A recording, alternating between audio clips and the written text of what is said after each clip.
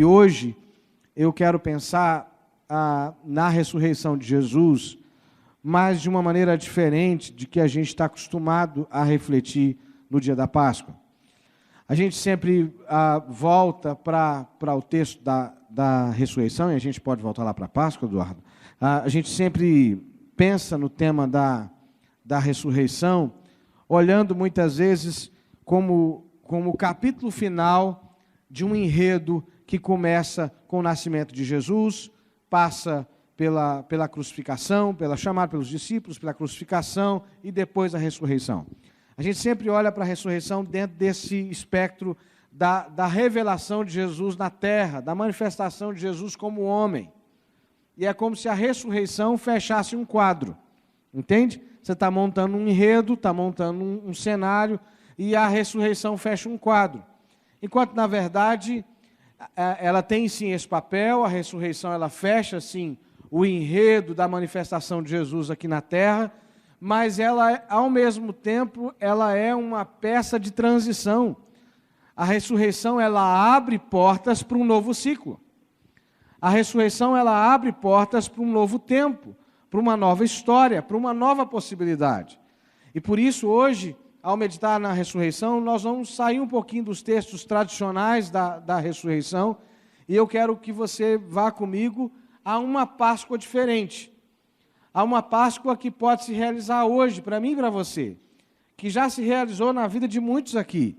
Não é porque, para mim, a única razão de nós estarmos aqui celebrando a Páscoa é porque a Páscoa faz sentido hoje. Concordam comigo?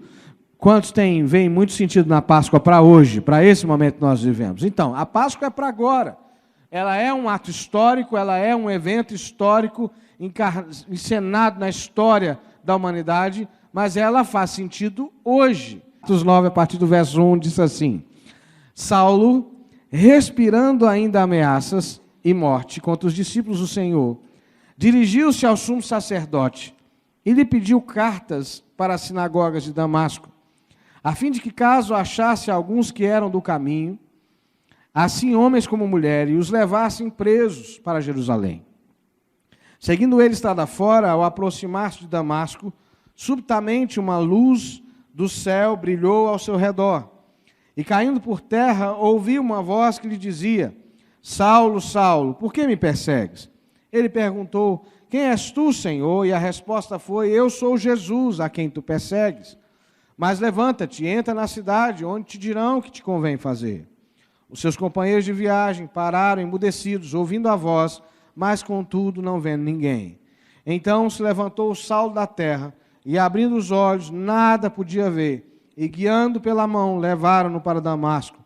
Esteve 3 dias sem ver, durante os quais nada comeu nem bebeu. Pai, em nome de Jesus, que o Senhor, pela Tua graça, fale ao nosso coração e dá-nos aquilo que o Senhor deseja dar-nos nessa manhã. Nós precisamos do Senhor, em nome de Jesus. Então, irmãos, a palavra dessa manhã tem a ver com o desafio de que a Páscoa faça sentido hoje. Amém? Então, diga para mim, para a pessoa que está ao teu lado, a Páscoa é para hoje. Fala para ela, a Páscoa é para hoje. Então, como é que eu vivo e atualizo a Páscoa de Jesus para hoje? Para mim, isso passa por compreender algumas coisas que são fundamentais nesse texto. Como vocês sabem, Jesus se manifesta para Paulo numa data diferente da dos discípulos. Já passou algum tempo, ele já foi assunto aos céus, ele ressuscitou, teve aqueles 50 dias que Jesus fica andando entre os discípulos, com aparições aqui, aparições ali, né? Jesus esteve com os discípulos, foi visto por mais de 500 pessoas, testemunharam, estiveram com Jesus. Nós lembramos de Tomé, que pede para tocar nas mãos de Jesus, para tocar no lado de Jesus. Toda essa história passou. Jesus foi assunto aos céus, foi ascendido aos céus, e agora a vida da igreja que segue. Já aconteceu o Pentecostes, né? O Espírito já foi derramado sobre os discípulos, e a vida que segue, como a nossa. Ou seja, Saulo não está inserido no contexto imediato da ressurreição como nós não estamos. Saulo não está ali dentro daqueles dias do calor onde o Jesus ressurreto se manifesta, como nós também não estamos, mas, no entanto, Saulo tem uma experiência direta e concreta com Cristo ressuscitado. E é exatamente esse é o ponto, para mim, importante aqui hoje, que o nosso contato com a ressurreição não vem apenas da narrativa daqueles que experimentaram, como Maria, como os discípulos, como a comunidade, mas nós temos a oportunidade de ter um contato direto com Jesus Cristo ressuscitado. E é isso que dá sentido à nossa Páscoa. Não é a história da ressurreição de Jesus, mas é o contato direto com Jesus ressuscitado. É exatamente a abertura para essa experiência, mais do que uma celebração religiosa, mas a abertura a essa experiência de se encontrar com Cristo ressuscitado é que faz sentido e faz com que a Páscoa se realize, se manifeste no nosso dia a dia. Porque de verdade, irmãos, nós já passamos da época de nos satisfazer de bons sermões. Nós vivemos uma época em que nós precisamos de que os sermões e as ministrações façam sentido na nossa vida. Sejam aplicáveis, sejam concretos e possam ser levados para o nosso dia a dia, caibam no nosso dia a dia. E o que eu quero te dizer é que a Páscoa de Jesus cabe no seu dia a dia. Ela é para o seu dia a dia, ela é para a sua vida hoje. Ela não é um ato pretérito, ela é presente. E aí eu encontro em Saulo alguns princípios dessa experiência. O primeiro delas é que Jesus ressuscitou e está vivo para interromper planos de morte. Jesus ressuscitou e está vivo para interromper planos de morte. Preste atenção que Saulo era um homem temente a Deus, Saulo era um homem conhecedor das Escrituras que estavam disponíveis naquela época. Saulo era um homem que estava comprometido em fazer aquilo que ele acreditava ser a vontade de Deus. No entanto, na prática, ao contabilizar a vida de Paulo era nociva, era danosa aos planos de Deus. Paulo tinha carta e autonomia para ir até os discípulos, ir até a igreja, onde ela estivesse, e prendesse, fizesse calar aqueles que continuavam dando voz ao Jesus ressuscitado.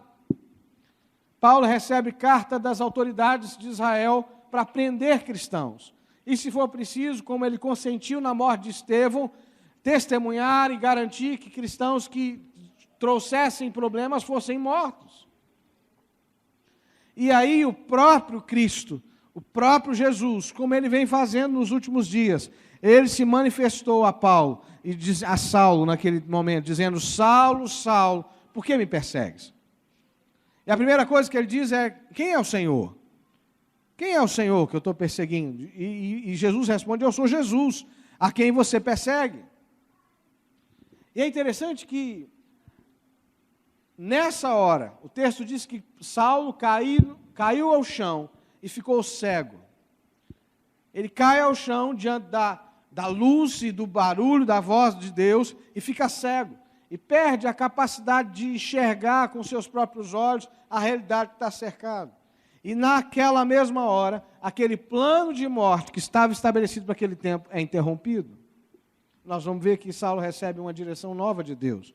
Mas naquela hora, aquele projeto de Saulo, Deus lança luz sobre ele e Saulo descobre que está perseguindo Jesus. Sabe, irmãos, quando eu olho para Saulo, eu me dou conta que muitas vezes, bem intencionados, nós damos lugar a planos de morte no ambiente da nossa vida. Bem intencionados, porque é fácil para a gente olhar para Paulo com um olhar de censura. É muito fácil para a gente olhar para Paulo com um olhar de censura. Mas Saulo acreditava estar fazendo certo. Ele era um judeu zeloso da lei, disciplinado aos pés de Gamaliel, um dos rabinos mais notáveis da sua época, fariseu. Os fariseus o nome fariseu significa separados, Hassidins, era separado para a santidade. Ora, Paulo nunca, no pior dos seus pensamentos, podia imaginar que ele estava perseguindo a Deus.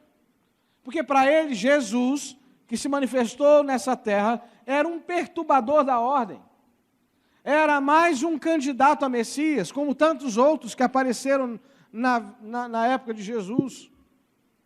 Percebe? E Saulo acha que está, então, cumprindo um ato de purificar o judaísmo, de livrar o judaísmo daquela heresia chamada de cristianismo. E com isso, ele organiza uma vida, ele organiza um plano, ele organiza uma estratégia de interromper esses cristãos. Às vezes, irmãos bem intencionados, com a melhor das intenções, com a melhor das motivações, nós montamos projetos, arrumamos planos, que no final das contas se transformam em obstáculo ao agir de Deus na nossa vida. E às vezes com isso, nós achamos que estamos ajudando a Deus. Por exemplo, uma forma prática de exemplificar isso, o fundador da nossa igreja, o John Wesley, ele, no início da sua caminhada com Deus, ele achava que a salvação era fruto de um processo que era resultado de graus de fé. À medida que a minha fé ia aumentando, à medida que a minha fé ia desenvolvendo, então eu tinha mais acesso a Deus. E para Wesley, a fé se desenvolvia na medida que ela se tornasse prática, em obras.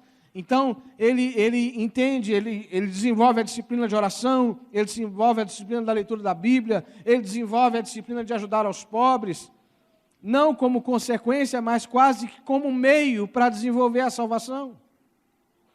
E chega um determinado momento que ele descobre que essa experiência, que há sim graus de fé, que há sim um processo, uma necessidade de desenvolver a salvação, mas a salvação é fruto de uma experiência, de um encontro genuíno com Deus, que as minhas boas obras nada podem fazer diante de Deus para fazê-lo amar mais ou menos. Que tentar ganhar os céus com as minhas obras é mais confiança em mim mesmo e na minha justiça própria do que na justiça de Deus. Percebe? E ele vai ter essa experiência com Deus, ele já é pastor, já está indo como missionário para a Geórgia, que Deus abre os olhos dele.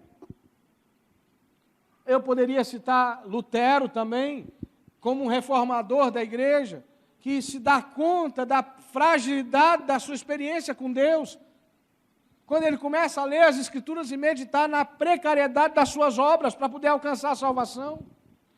Sabe, irmãos, nós, de alguma maneira, somos tendentes a confiar na nossa religiosidade, na nossa justiça própria.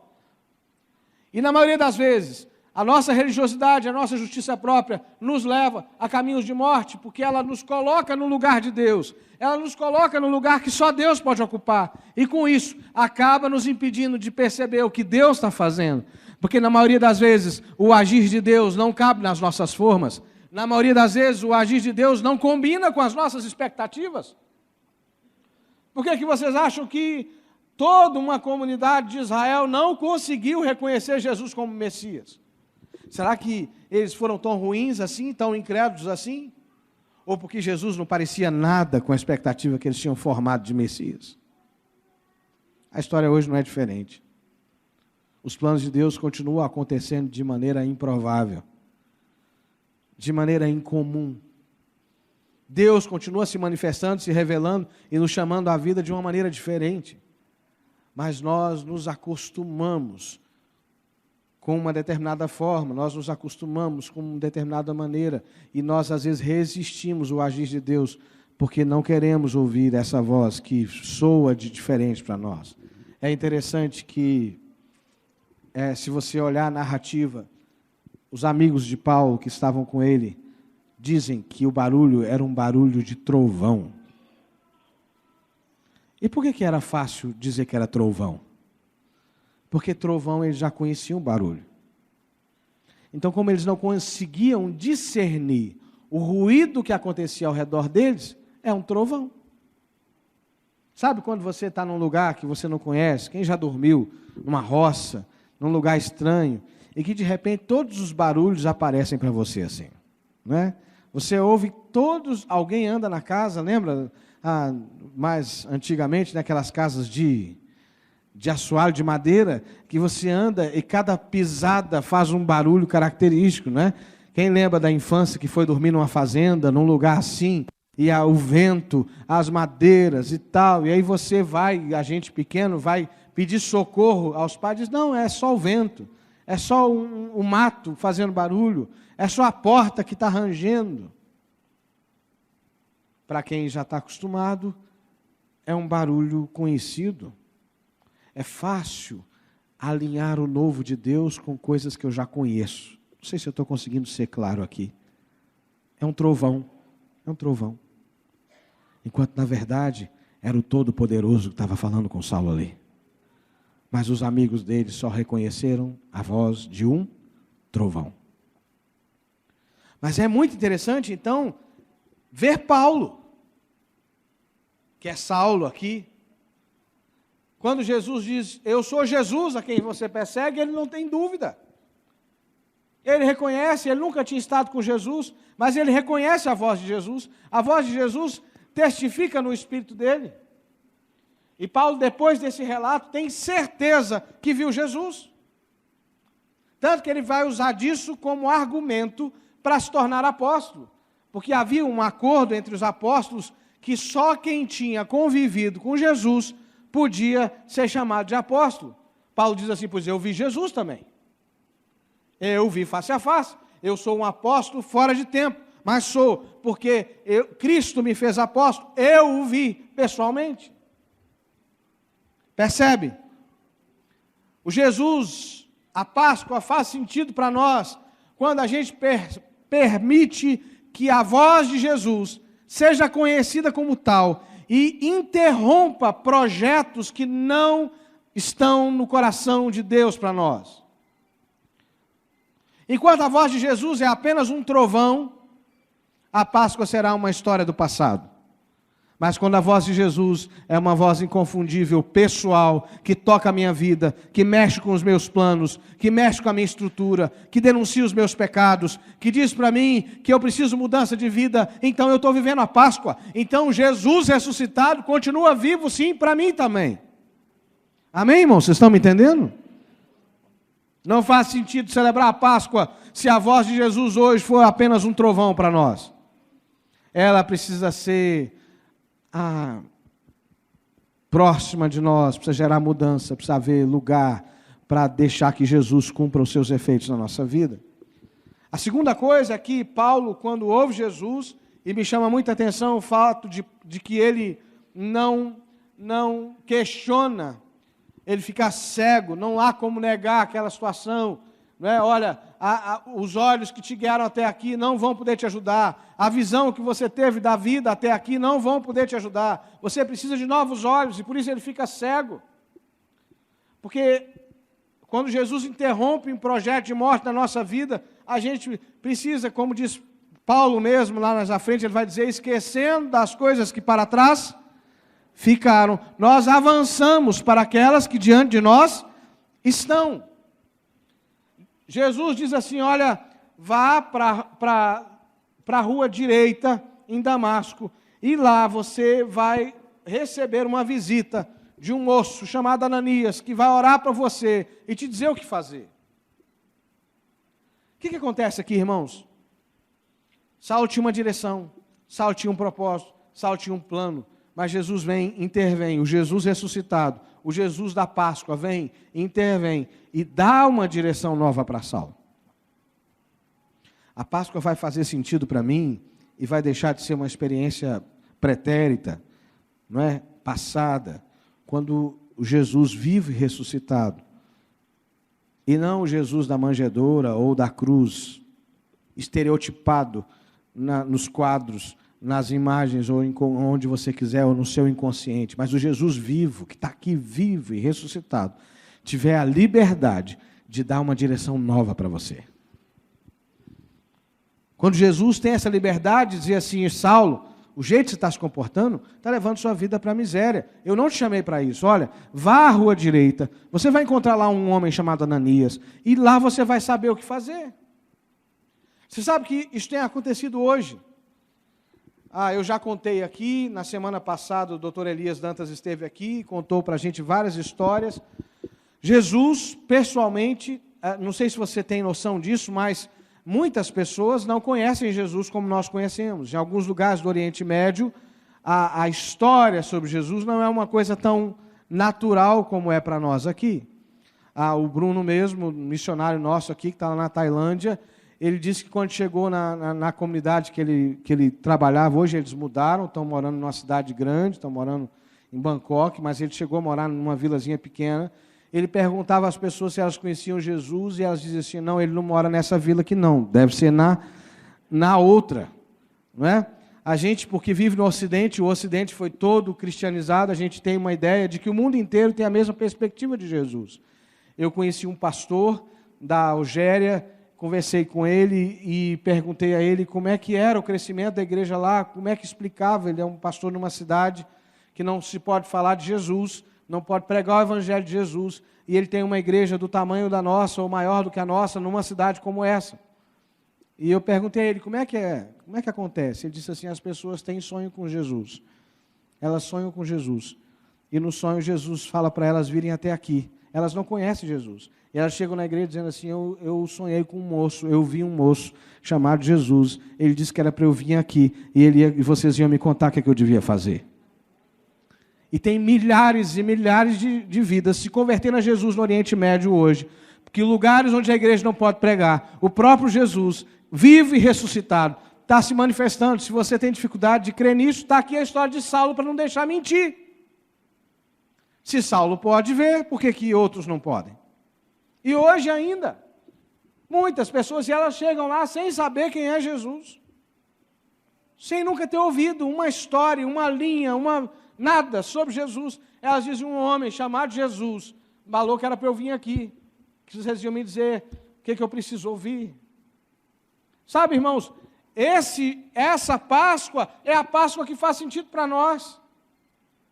Onde Jesus está vivo hoje, presente na minha vida e dizendo assim, meu filho, caminha por aqui, vá por essa direção, vá por aquela direção. E Ele tem feito isso ao redor do mundo inteiro, e pessoas têm tido a sua vida transformadas, porque têm coragem e fé para ouvir Jesus vivo e ressuscitado, apontando um caminho novo para elas. Amém, irmãos? Você entende isso? A Páscoa vai fazer sentido para mim quando Jesus puder me dar uma nova direção. O tempo vai passando e a gente vai descobrindo que a sabedoria, ela combina mais com a humildade do que com a vaidade. Não é verdade? A sabedoria combina mais com a noção de inexperiência, de saber pouco, do que com a noção de que se sabe muito. Não é? Quanto mais maduro você fica, mais você descobre que não sabe. Não é verdade? E quanto mais imaturo se é, mais a gente acha que sabe. Mais a gente acha que tem resposta para todas as coisas. Esse é o curso de todos nós, não é verdade? Esse é o curso de todos nós. Né? Às vezes a gente ouve o pai, a mãe, a avó, alguém dizer assim, você vai entender quando você tiver filhos. A gente diz que nada. E aí os filhos vêm e a gente entende, não é verdade? A gente entende algumas coisas. Né? Porque a sabedoria, ela combina com humildade. Se você quer viver a Páscoa, você precisa ser humilde. Eu preciso ser humilde. Como Paulo foi humilde. Paulo tinha toda uma vida organizada numa direção. E Jesus chega para ele e dá uma outra. Por isso que cristianismo, a gente chama as pessoas a uma conversão. O que é conversão? Você vem numa direção e você muda totalmente a tua rota. Eu dizia hoje de manhã, mais cedo, que às vezes nós olhamos para Jesus e o encaramos como uma bengala. Como um remendo novo num pano velho. Como uma forma de dar uma arrumada à nossa vida. A modernidade prega Jesus assim. Não, Jesus, a sua vida não está boa. Aceita Jesus que a sua vida vai ficar boa. E aí Jesus tem remendo para a sua vida profissional. Jesus tem remendo para o seu casamento. Jesus tem remendo para... Não é Jesus, não é remendo, irmãos. Jesus pega a gente e faz de novo. Amém? Quando ele conversou com Nicodemos, ele falou para Nicodemos, você se importa de nascer de novo, Nicodemos? Porque parece que você sabe muito, mas na verdade você precisa nascer de novo, começar tudo de novo. E Nicodemos, não rejeita as palavras de Jesus. É difícil ouvir isso, né? Você já imaginou? Você se sente doutor da lei, doutor em religião, doutor da fé, e Deus diz para você assim, está tudo errado, começa tudo de novo. Não é simples ouvir essa afirmação. Não é verdade? Mas viver a Páscoa hoje é se submeter à direção que Jesus dá. Por mais, não tem essa palavra, né? Mas, por menos usual que isso pareça. Por menos usual que isso pareça. E finalmente, eu não quero tomar o seu tempo, porque eu sei que dia da Páscoa é dia da família almoçar junto, de fazer festa, não é verdade? Tem que fazer festa mesmo, só não pode esquecer do motivo da festa, não é? Mas tem que fazer festa. Páscoa, para mim, é símbolo e sinal de aliança e propósito. Aliança e propósito. Me chama a atenção que, além de Saulo ter a sua trajetória interrompida, além de Saulo receber de Deus uma nova direção, Deus ali firma uma aliança e um propósito na vida de Saulo. Se você acompanhar comigo os versículos seguintes, né,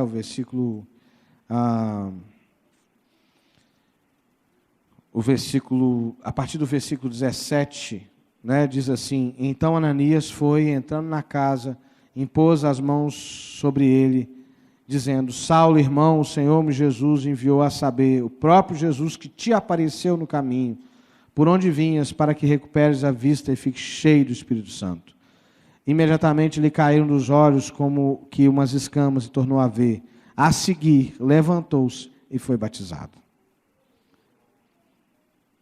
E Deus deu esse ministério à igreja. É interessante como Deus usa a igreja, e aqui usa Ananias, um homem perfeito. Nós somos imperfeitos, o irmão que está ao seu lado é imperfeito. Mas é interessante que o Deus que se manifestou sozinho na vida de Paulo, não terminou a obra sozinho. Ora, Deus não podia terminar a obra sozinho? Deus não podia ter deixado Saulo 3 dias, depois ir lá tirar a cegueira dele, ir lá e dizer assim, entra, tem um vídeo que corre na internet, que é engraçado, de uma criança que está para ser batizada, e o pastor está lá fazendo o ritual para batizar a criança, e chega um momento que ele olha para o pastor e diz assim, eu vou eu mesmo, e ele mesmo se mergulha para ser batizado. Não é? Saulo podia ter vivido essa experiência, mas Deus chamou Ananias. Porque há 2 propósitos que se encontram. O propósito de Deus para a igreja, figurado aqui por Ananias, e o propósito de Deus na vida de Saulo, o pecador, arrependido, que está mudando de vida. Deus diz para Ananias, vai lá, porque me importa salvar esse moço, ele vai descobrir o quanto importa sofrer pelo meu nome, mas ao mesmo tempo que Ananias vai, ele está sendo testado, ele está sendo provado, ele está sendo desafiado, e o propósito de Deus na vida dele está se realizando. Que da mesma forma que Saulo ouve a Deus, Ananias ouve a Deus, e os 2 têm que obedecer à direção. Páscoa é isso.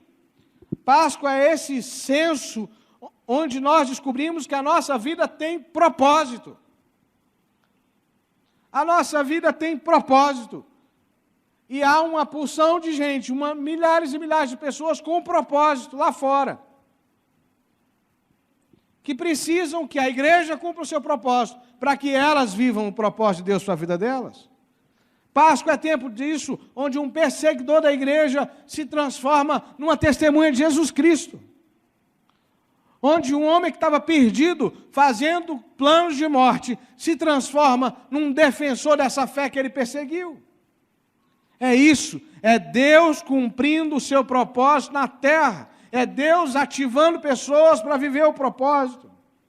Sabe, irmãos, não faz sentido a celebração da Páscoa se depois que nós encontramos com Jesus ressuscitado, a nossa vida não produz relevância, a nossa vida não cumpre o que ela foi gerada para viver.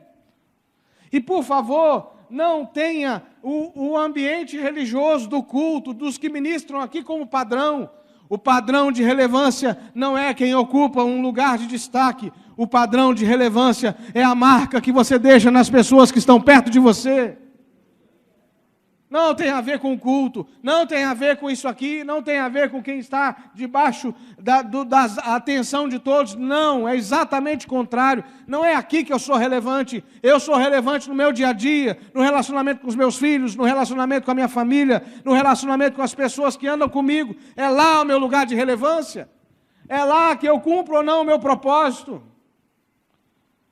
Não é à toa que de vez em quando se descobre um pregador mentiroso, um cantor mentiroso, um pastor mentiroso, porque é fácil enganar do lugar onde todos esperam que você se comporte de uma determinada maneira. Mas no lugar dos relacionamentos não dá para enganar. Não dá para ser uma fraude dentro de casa, não dá para ser uma fraude onde eu trabalho, não dá para ser uma fraude nos meus relacionamentos. Uma hora ou outra eu vou ser descoberto. A Páscoa de Jesus faz de mim um pecador arrependido que sabe que foi gerado para viver de verdade, para marcar a vida das pessoas de verdade. O Ministério Pastoral é muito rico por isso. Às vezes eu encontro com pessoas que já estão, às vezes, na terceira, quarta geração, mas eles têm uma lembrança de uma avó, de uma bisavó, que foi um marco de mudança na história da família. E todo mundo sabe que aquela senhora lá, aquele senhor, as mulheres têm uma predominância nisso, né? As mulheres, quando resolvem viver um compromisso sério com Jesus, elas fazem um estrago, no bom sentido da palavra, né? Mas os homens também, né? É muito comum ouvir dizer assim, não, pastor, porque minha avó foi fiel a Deus e a nossa casa inteira se converteu e uma mudança tremenda começou na nossa família. Eu sou testemunha disso, na história da família da minha mãe, né? O meu tio se converteu primeiro, mas foi quando meu avô e minha avó, aos 80 e poucos anos, se converteram e foram batizados. Começou uma revolução na história da família. Uma revolução. Quando você descobre o seu propósito em Deus, quando Jesus ressuscitado te mostra que há propósito na sua vida, tudo começa a mudar ao seu redor. Quem é usado por Deus para te abençoar, muda. E você também muda.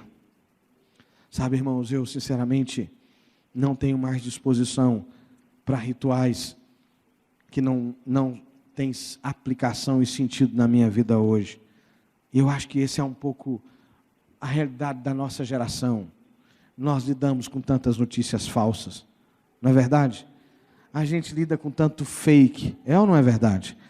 A gente vê uma notícia na internet e já tem 1000 perguntas, porque você diz, será que isso é verdade? Porque a gente vive numa época em que as pessoas vivem de aparência, onde elas constroem perfis de fachada, vidas de fachada, vidas que para tirar uma foto tira 100, e aí depois de tirar a 100ª, ainda faz um Photoshop para dar uma arrumada. Quem se lembra daquela época que a gente tirava, o Valdeci não está aqui hoje para pegar no pé dele, né? Quem lembra daquela, você tirava e os olhos saíam vermelhos, mas não tinha jeito, você guardava a foto porque era a única foto que você tinha naquele momento, né? E aí você dizia assim, olha como é que eu estou nessa foto, joga essa foto fora. Quem não lembra de uma foto assim que um parente tinha? Você dizia assim, pelo amor de Deus, joga fora essa foto, que eu estou horrível nessa foto. Porque há um tempo atrás não dava muito para maquiar. Tirou, revelou, acabou. Não é verdade?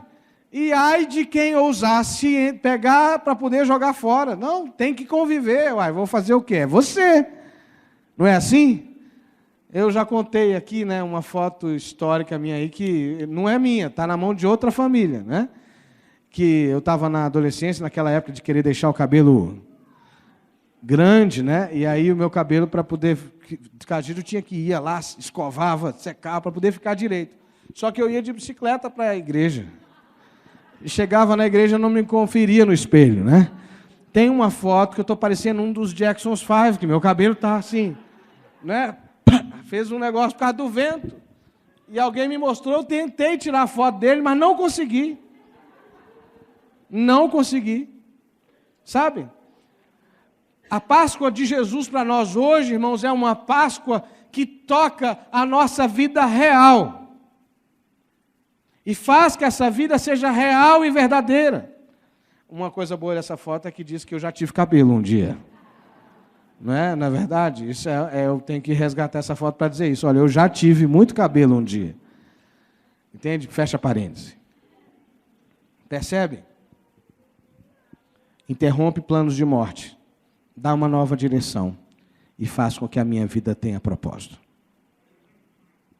Saulo descobriu que ele estava todo errado, mas que ele tinha uma vida inteira pela frente para viver.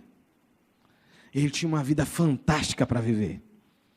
E por essa vida, ele diz assim, olha que precioso que esse moço vai dizer lá à frente.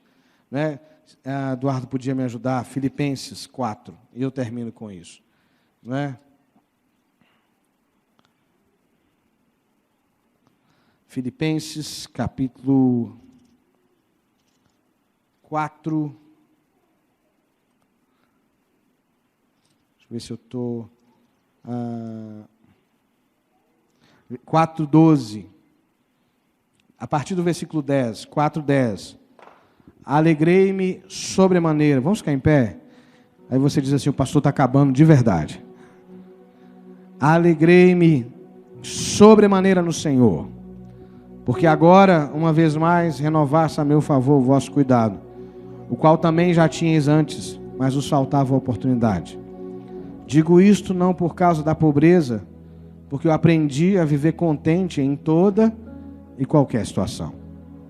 Eu tanto sei estar humilhado, como também ser honrado, de tudo e em todas as circunstâncias. Já tenho experiência tanto de fartura como de fome, assim de abundância como de escassez.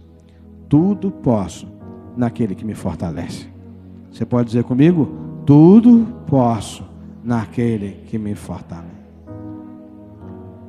O que faz, irmãos, que um homem que estava perseguindo o cristão para ficar famoso? Essa era a ideia de Paulo. Não deu tempo de dizer aqui, mas Paulo tem um plano de carreira na cabeça dele. Ele já tem o título de cidadania, ele já está bem na corte de Israel. Ele quer ficar conhecido como o cara que pegou os cristãos. Ele quer fama. Mas agora ele aprende que... Ele vai dizer no livro de Gálatas, na carta aos Gálatas, que aquilo que ele considerava orgulho, que era motivo de orgulho, ele se passou a considerar como perda, como lixo, para ganhar Cristo. Porque agora o propósito de Deus na vida de Paulo estava claro. E aí não importa ser honrado, ser humilhado, ter abundância, ter escassez. Ele pode todas as coisas em Cristo, que deu propósito para a vida dele. Irmãos, é isso. A Páscoa de Jesus hoje é isso. É Jesus interrompendo planos de morte na nossa vida. É Jesus dando uma nova direção para nós. E é Jesus nos levantando para viver o propósito que Ele sonhou para a nossa vida. Então, se você quer viver essa Páscoa, eu queria te convidar ao altar. Nós vamos terminar o culto no altar. Se você puder vir aqui agradecer a Jesus pela sua vida, pelo que Ele fez por você, venha aqui à frente e venha dizer: Jesus, ative em mim esse propósito. Ative em mim. Você que está na galeria, se quiser descer uns degraus e ficar no parapeito, só como uma forma de demonstrar, dizer: Deus, eu quero ser grato ao Senhor pela sua vida em mim. Eu quero ser grato ao Senhor porque o Senhor tem cuidado de mim. Eu quero ser grato porque o Senhor tem sido fiel. Nosso Pai eterno, o que tudo criou, poderoso,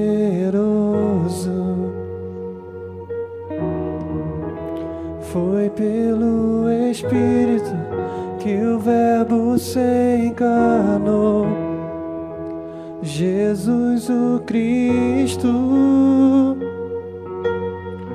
Creio em nosso Deus o Pai, em seu Filho que é Jesus.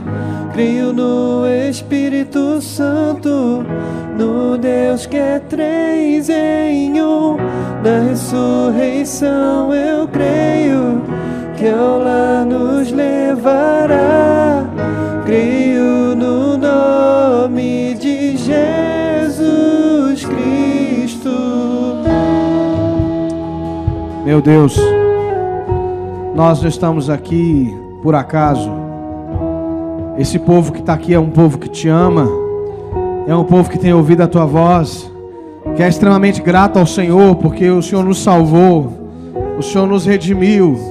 Ah, Deus, como nos alegra saber que temos lugar diante de Ti, que somos um povo escolhido, que somos um povo amado, um povo querido, um povo que um dia entregou as suas vidas para Jesus, um povo que teve suas vestes lavadas no sangue do Cordeiro. O nosso coração se enche de alegria, Jesus, porque um dia o Senhor interrompeu a morte na nossa vida. Pai, mas nós queremos aqui em nome de Jesus hoje renovar a nossa aliança com o Senhor. Queremos dizer ao Senhor mais uma vez: tenha liberdade, Deus, de interromper e de paralisar toda obra de morte na nossa casa, na nossa vida, na nossa família. Nós não queremos viver projetos que não sejam teus. Por isso nós arrependemos, ó Deus, no Senhor, por tudo aquilo que entristece o teu coração. E clamamos, Deus, que a tua palavra seja a palavra de vida em nós. Que em nome de Jesus Cristo haja uma disposição santa de andar na luz, de viver na luz, de ser dirigido pela tua palavra. Que a direção do Senhor seja sempre bem-vinda em nossos corações. Que haja sempre ouvidos sensíveis à tua voz. Nós não queremos confundir a tua voz como trovão, porque ainda que ela seja forte, ela é discernível. Nós queremos discernir a tua voz, queremos entender a tua voz. Queremos ficar cegos para nós mesmos e ver com os olhos da fé aquilo que o Senhor tem preparado para nós. Obrigado, Jesus, pela tua Páscoa, porque ela se faz presente hoje aqui no meio de nós. Obrigado pela tua vida, Jesus. E nesta vida nós te clamamos: ativa o propósito, ativa o propósito, como o Senhor fez com Ananias, como o Senhor fez com Saulo. Meu Deus, muda o nosso nome, muda a nossa história, mas leva-nos a viver uma dimensão onde o Senhor seja tudo em todos. Leva-nos a viver numa dimensão onde a tua presença seja o sol que nos aquece, seja a lua que nos orienta durante a noite. Que a tua presença seja tudo na nossa vida, Jesus. Ah, Deus, dá-nos ser essa igreja que ouve a tua voz, que é guiada pela fé, que anda na tua presença. Abençoa meu irmão, a minha irmã. Toma, Deus, os que estão aqui, os que estão na galeria, todos nós temos fome e sede da tua presença. Nós ansiamos pela tua presença. Nós queremos que a nossa vida, que a Páscoa de Jesus faça sentido na nossa vida hoje. Hoje.